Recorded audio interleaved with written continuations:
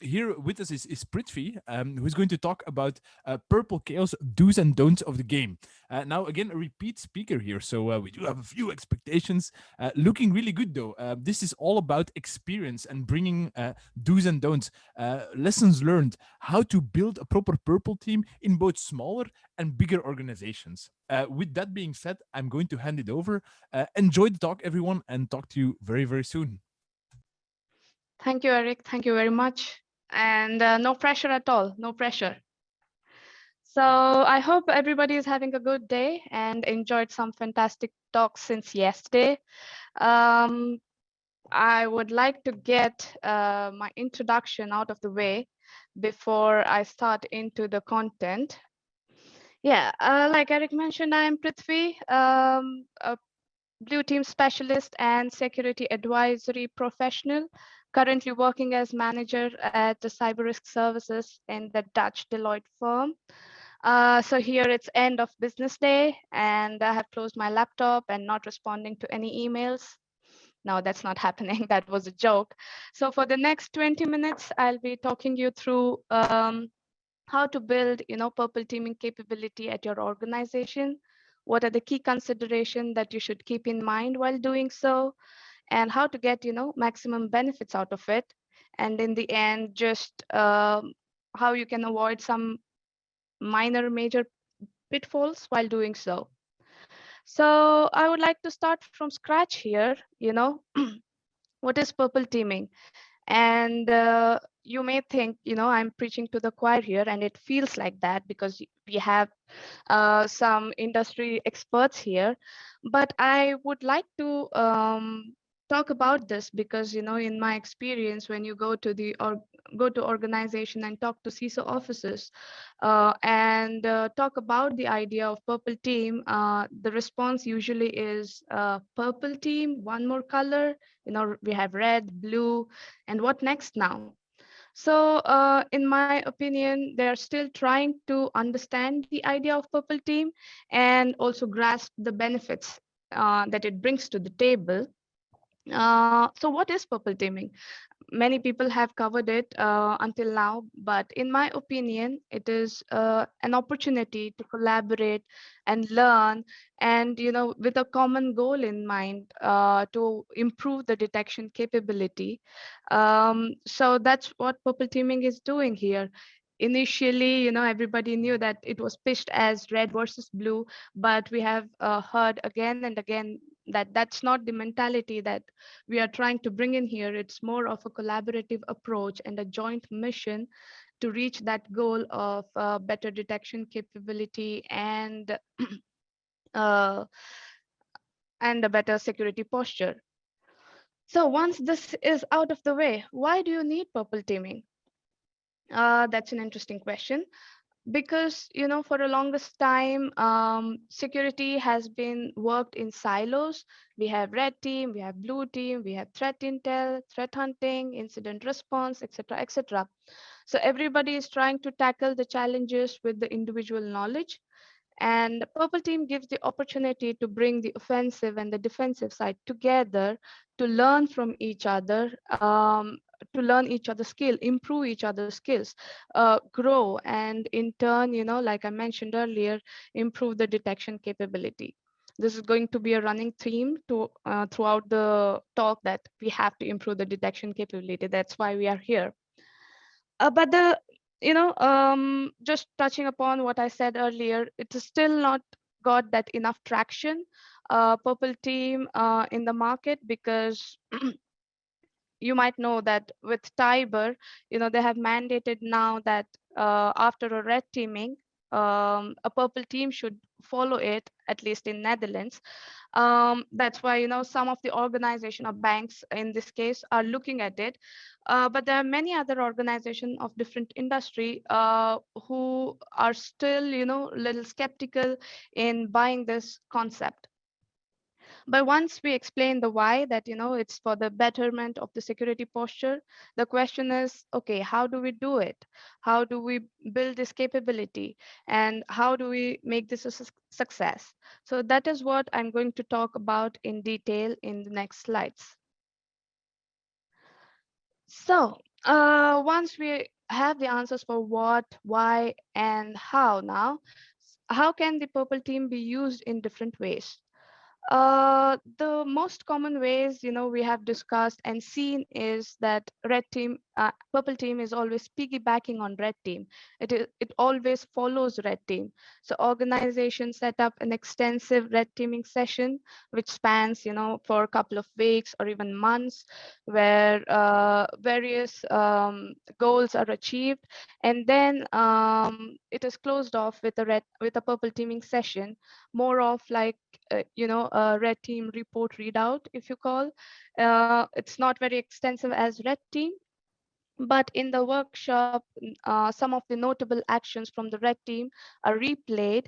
So that's where the blue team gets behind the scenes action of how the red team have performed certain attack techniques, step by step look into the execution of those attack techniques, and then to get an understanding or a little sneak peek of an attacker perspective, which allows them to look for those specific IOCs and artifacts in their detection system.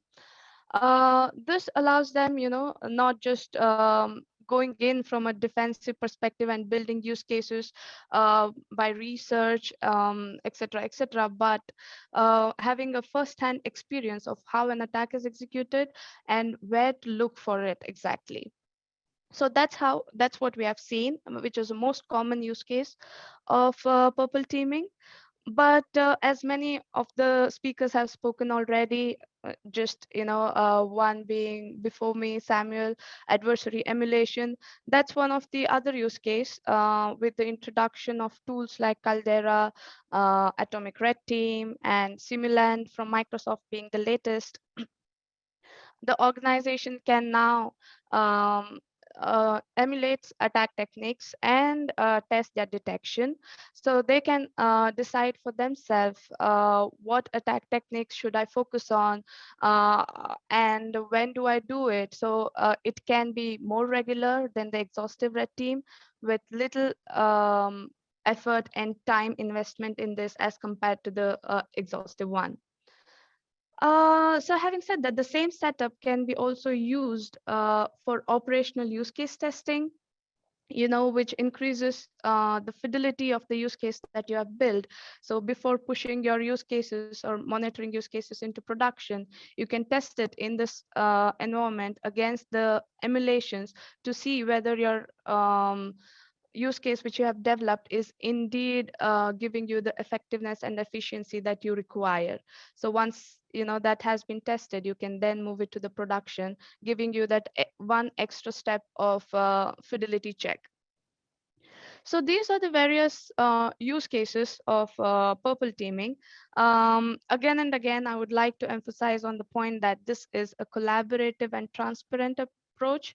And the main goal of this is to improve and strengthen detection and not see which team is doing better, but work towards the common goal. Okay, so now that we have realized the benefits of purple teaming, how can you build the capability? So yeah, building the capability will ensure that whatever gaps that you have in your environment will be bridged. For the most cases, I mean, being a security professional, I never want to say 100%, but for some cases, yes. So how can you build the capability? So as for any capability, you will have to focus on three major pillars: people, process, and technology. And that is same even here. So people, when you come to people, most organizations are, worrying that, okay, we need to create a new team, but that's not the case, right? So we do not need to create a new team here. We just have to mobilize our existing team or bring together different members from different teams.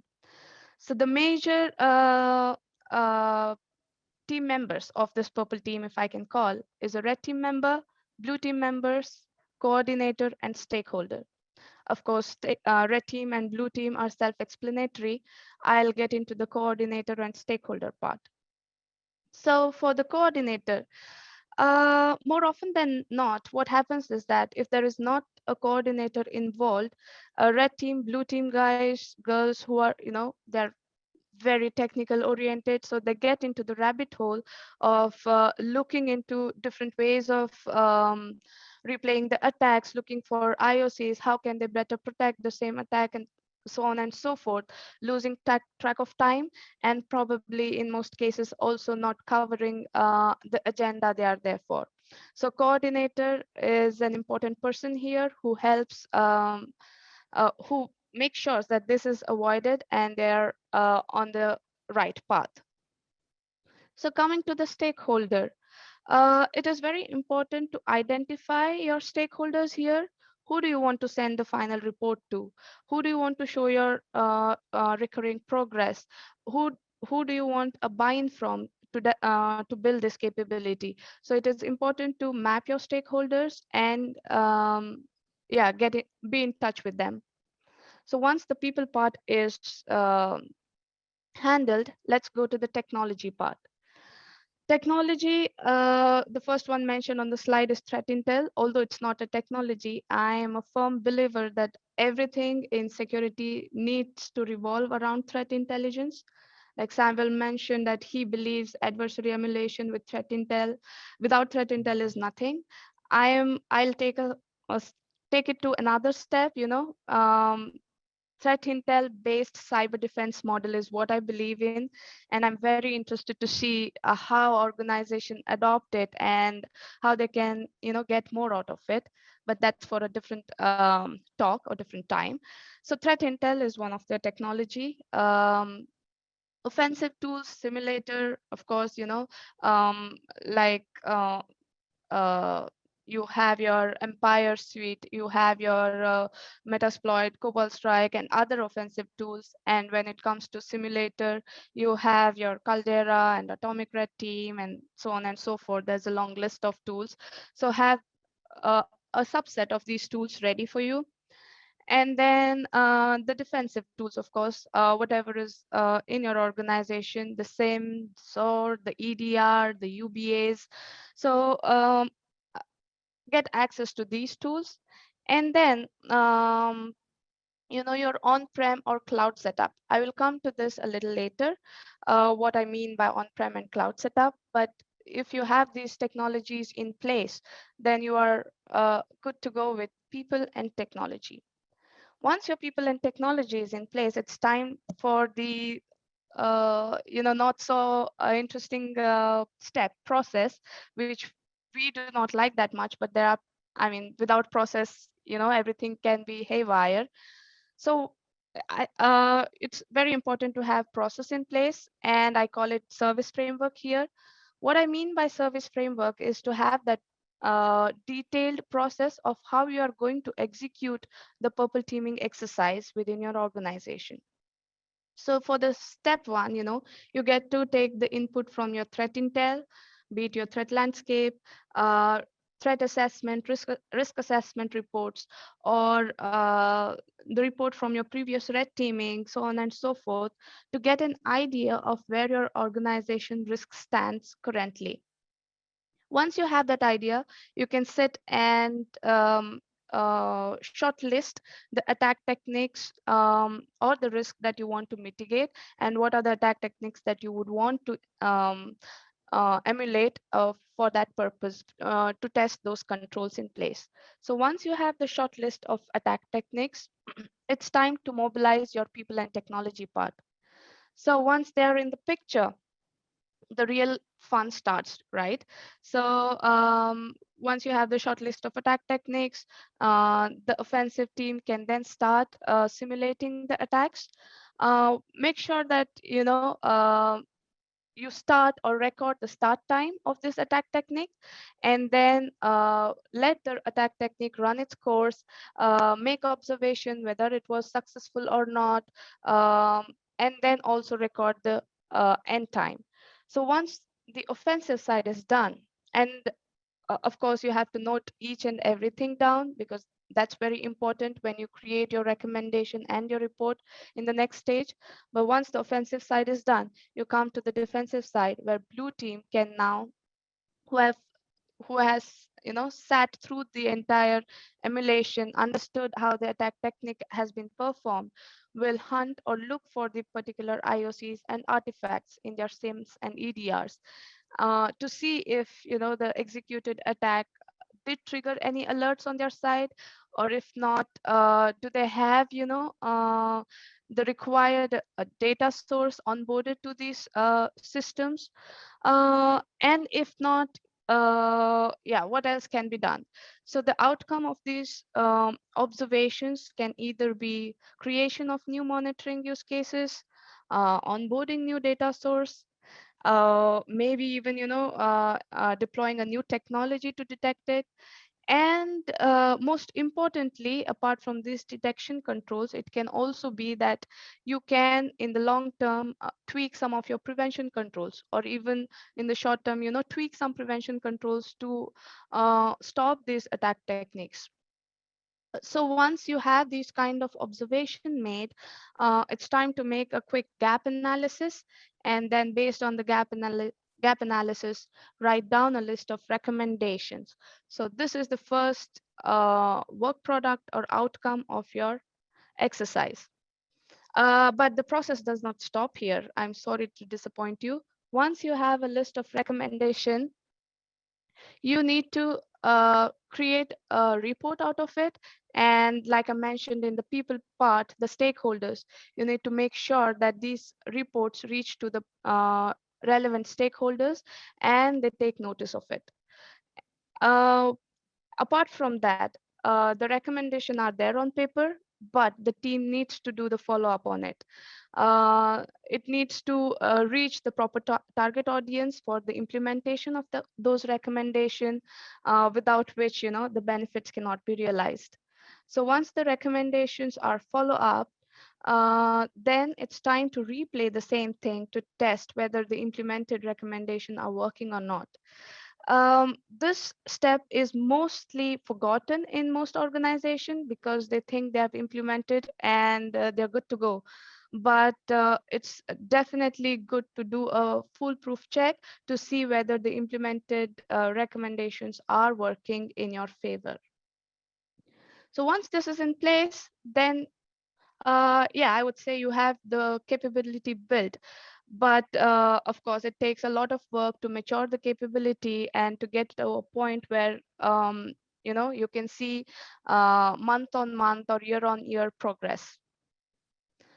But when, like I explained this for, I think, last 10 minutes, so this process of building a capability is very exhaustive.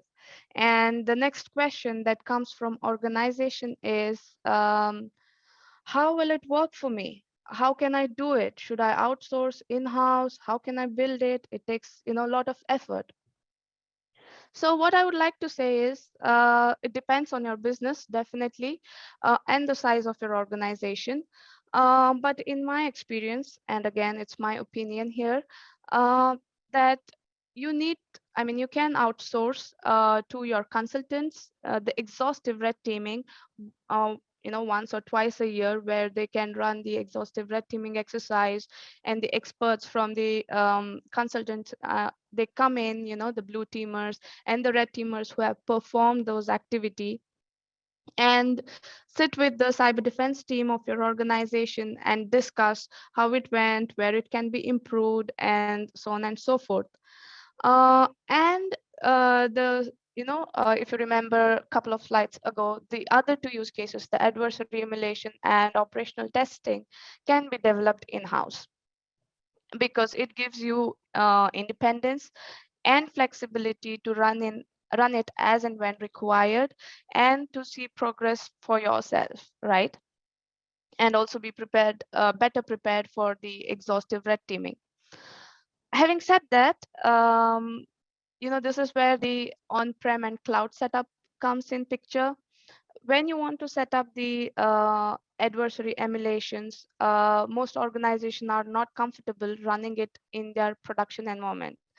Um, I I do not completely understand the reason for it, but yeah, they have some apprehensions, and for that, The solution is to mimic production-like environment and to have a subset of it. Again, I would, loop back to what Samuel was mentioning earlier, to have that kind of a lab setup, spin up some VMs and have a log analysis tool set up there. And again, you can use one of the simulation tools, Caldera, etc., and build your in-house purple teaming capability, as to say. Uh, and the other idea is to have it on the cloud. This gives you more flexibility and benefits and low cost, because you can spin up the servers as and when required, once a month, or yeah, whenever you do, and less administrative and maintenance task on hand, and yeah, easy spinning up, I guess. This can be in-house, but let's say building this is also exhaustive for your organization. The next idea is to also outsource it to, your MSS. Maybe ask your MSS to include this capability within their offering, to do regular emulation activities to see whether the deployed, use cases from their side is working as expected. um, and then have a really nice dashboard where they say, okay, these were the attack techniques which were emulated, and these were successful, these were not, giving you an overview of what's working in your organization and what's not. So yeah, that can be a great ask, and outsourced as well. So depending on your bandwidth of your organization, business requirements, how much effort and time you would like to spend on this, uh, there are options. But what I would like to say is, either way, there is incentive in whichever option you choose. But yeah, you should choose one. So once that is done, coming to the last point here, what are the things that you should avoid? Um, this seems very simple because there's not a very complicated process that we have, but there are things that are often overlooked. And then at the end, you cannot see that you cannot see the benefits out of it. Um, the major one being ineffective communication loop. So you bring in, these teams together, but they have not got the brief that this has to be a collaborative approach and not a one-upping each other. And once the exercise is over, to continue to have that loop and not you know forget about each other. So to set up a very effective communication loop is one. And the second one, like I was telling when I was explaining the process part, that you should have post exercise follow up. It's not that, it's just not another report creation and sharing it with the management, but make sure that you follow up on the recommendation and test it again to see whether those are working or not. Another pitfall is having a common goal. Um, this is again my observation and a recent one, I would say, that Blue Team is using MITRE attack framework. They're building, use cases based on that, and they're focusing on that. But the Red Team um, is working on their previous experiences and not following any framework. They're just yeah, they're just executing attack techniques out of women fancies, I would say. So it's good to have a common thread running between both. If you use a MITRE attack framework, very good. Make sure that the other team also uses it, and that you know what are the goals that you're working towards. And again, I would like to say that this is where threat intel can be that common thread and can bind the two together. Last but not the least is the limited visibility my management. And I saw some meme on the Slack channel that Purple Team is all about management.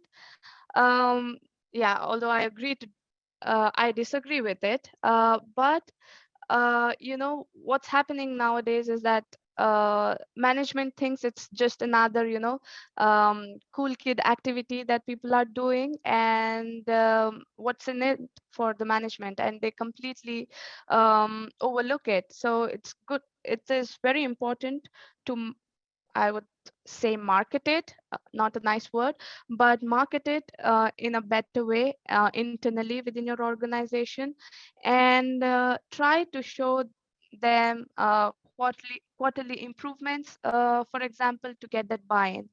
So yeah, these are some of the very few pitfalls to avoid. I'm sure there will be more, but it's I would say for you to do it and learn along the way, because it never stops.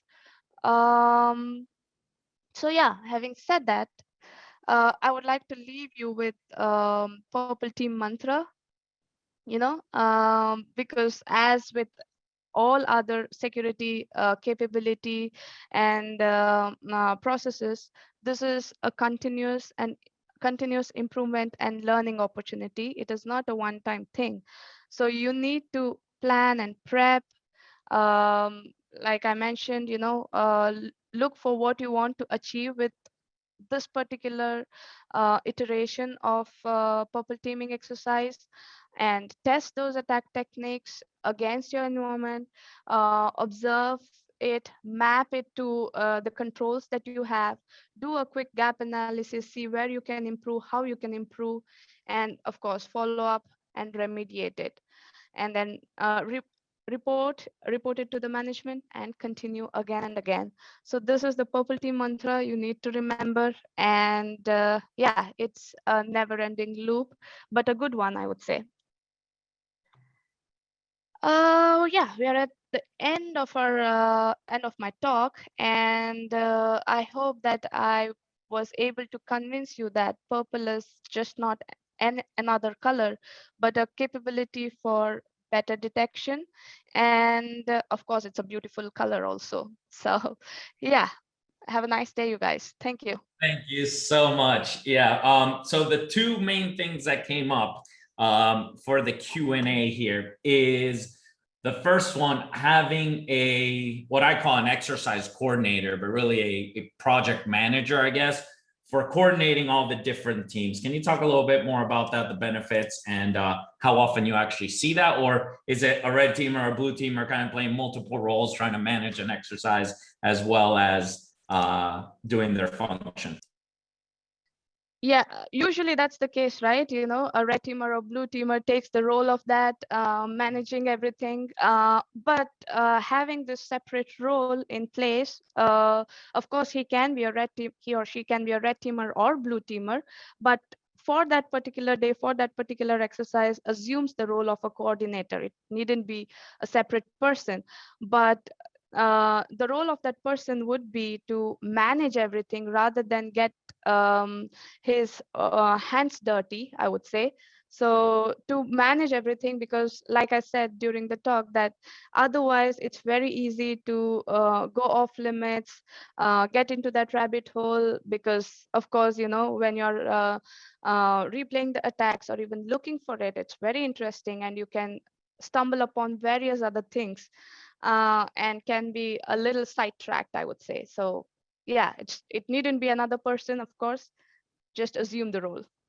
Yeah, and it's a tough role, right? Because they have to understand cyber threat intel, blue team, red team. It's definitely tough, but I think we all start without that role, and then if you find someone that can do it, then of course leverage it. Yeah. And Eric's on here. I think you have another question before we introduce our next speaker. Yeah, I was because it's something that came up on Slack, and I think it's always an interesting one. Is the whole the age-old debate on production versus non-production testing. What's your take on that? What would you recommend? Do you have a bit of advice or some your insight in how you would approach that? Like I said, I do not understand it completely. Maybe I'm wrong here, that the apprehension of not testing it in production environment, it's not like, um, it's not like a malware simulation. I can understand if it's a malware or ransomware simulation, which makes changes to the files. But this is just another attack technique. It's similar to if you had, employed a red team activity. So I do not understand the apprehension, but I respect it. And like I said, what I have seen at various organizations is that they try to mimic the production environment, like have a subset of logs in there, and some organization even call it log faker, funny name. So I have that in place, and then yeah, use your licensing of your log analysis tool and do it. uh, but I am for testing it in production. Yeah, yeah, yeah. And to be honest, I want to just check your opinion. I definitely agree on that. Once you get into this whole red and purple team stuff, it's different, of course, when you're doing a pen test on a web application, that kind of stuff. That those are things you can typically. It's a bit easier to do that in a QA environment, just because you have a realistic setup. Who actually has a decent clone of their overall AD environment, and no one really. So it doesn't make that much sense. So thanks. It's great to see that we're on the same page. Like, great minds think alike. Do we have any other questions? I think that's all of them, right?